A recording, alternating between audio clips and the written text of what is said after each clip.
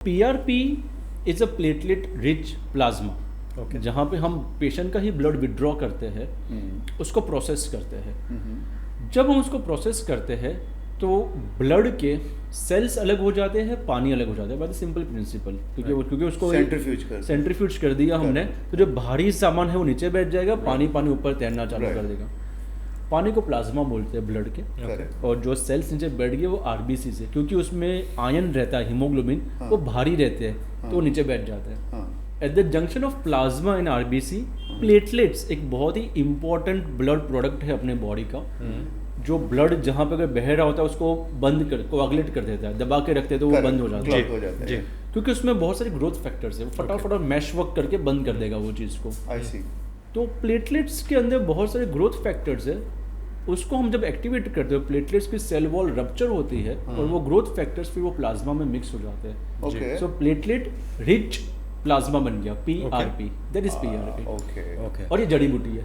अच्छा, जड़ी बूटी इसलिए है क्योंकि कोई भी एरिया जो डैमेज एरिया है वहाँ पे जब मैं इसको इंजेक्ट करूँगा वो वहाँ पे रिपेयरिंग वर्क करेगा। बट वो कौन से पेशेंट में सिलेक्शन बहुत ज़्यादा इंपॉर्टेंट है। जैसे कि आपने बताया कि अगर मैं उसको फेस में इंजेक्ट करूँगा तो वहाँ पे कोलेजन का रिपेयर वर्क करेगा। अगर मैं बालों के बाजू में डालूंगा, उसको इंजेक्ट करूँगा, तो वो हेयर फॉलिकल को स्टिमुलेट करेगा, वहाँ का माइक्रो इन्फ्लेमेशन को स्टेबलाइज करेगा। अगर कोई क्रॉनिक अल्सर है जो हील नहीं हो रहा है, मैं जब वहाँ पे इंजेक्ट करूँगा तो वहाँ पे वो एक्टिविटी चालू करके वापस से सिपाही को बुला के रिपेयरिंग चालू करेगा करके।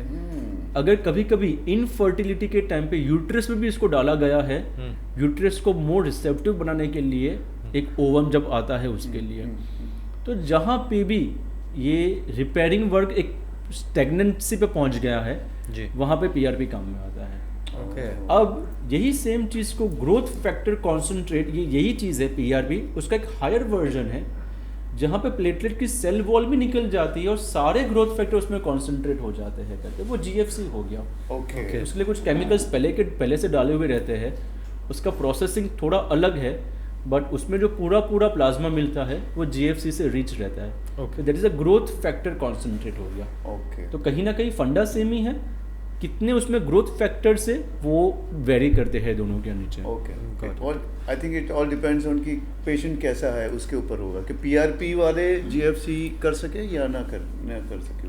मोर देन दैट, जैसे मैं अपने कंसल्टेंट राजीव वही बताता हूँ कि ये प्रोसीजर है, इसका प्रोज एंड कॉन्स ये है, इसका सक्सेस रेट ये है। तो सपोज एक पेशेंट मेरे पास आ रहे हैं जिसका 4 PRP के सेशंस हो चुके हैं, लेकिन फिर भी एक स्टेगनेंसी आ गई कि उसको अभी और ग्रोथ चाहिए, एंड देट सामने से आज के सर PRP के बाद क्या नेक्स्ट क्या है, हेयर ट्रांसप्लांट नहीं करवाना है, but what is next, that's where the role of GFC will कम।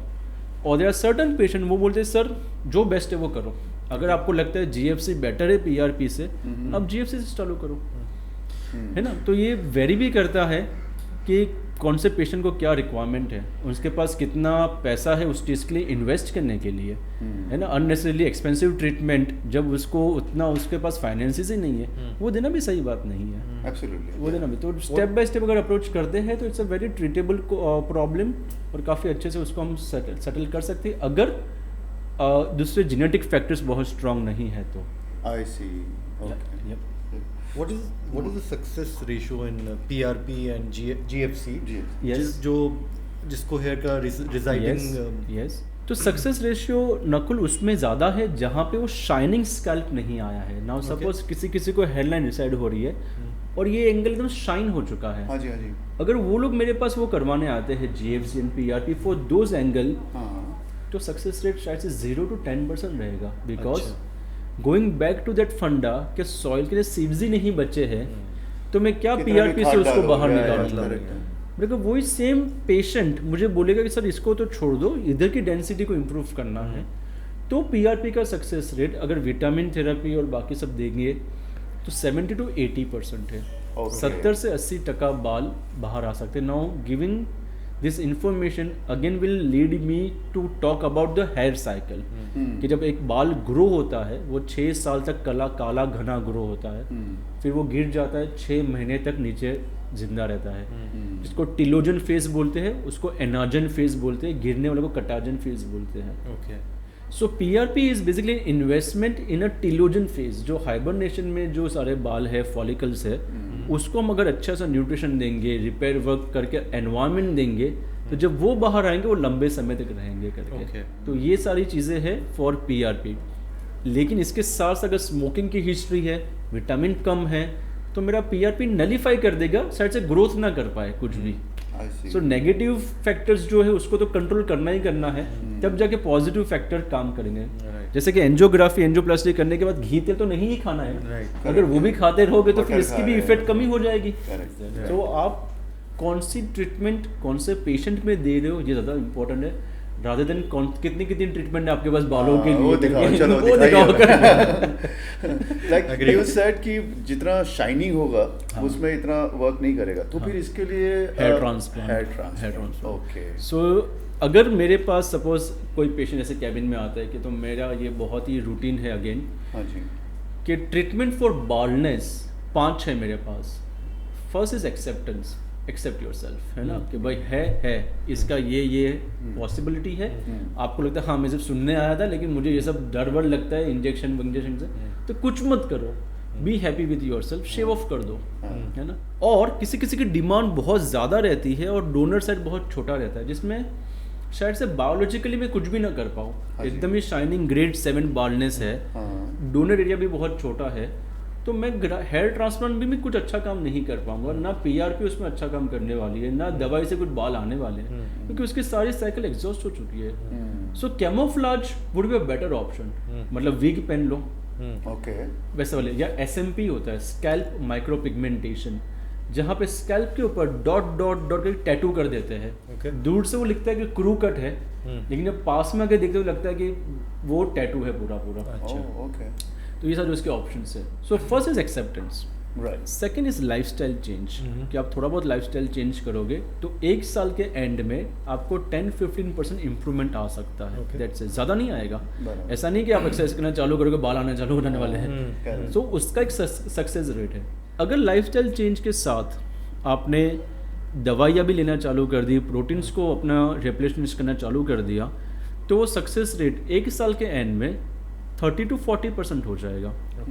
उसके साथ आप मेडिसिन ऐड करोगे तो 50-60% हो जाएगा।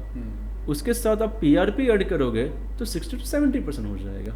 अगर आपने हेयर ट्रांसप्लांट किया तो वो 95-99% सक्सेस रेट है, क्योंकि उसमें पीछे से बाल, एक्चुअल बाल लेके आगे ट्रांसप्लांट करते हैं। तो ये सारे रास्ते हैं। एंड जैसे मैंने बोला कैमोफ्लेज, जैसे किसी का 2 बार हेयर ट्रांसप्लांट हो चुका है लेकिन फिर भी उनकी लाइफस्टाइल इतनी हैवी है, स्मोकिंग की हैबिट से जा नहीं रही, पीछे कुछ पैच है और उनको कैमरास के ऊपर जाना है रोज, तो आप फाइबर डाल दो, मेकअप ज़्यादा फाइबर डाल ही देते हैं, तो क्योंकि वो डेंसिटी देने के लिए, तो कैमोफ्लेज ट्रीटमेंट है कहीं ना कहीं।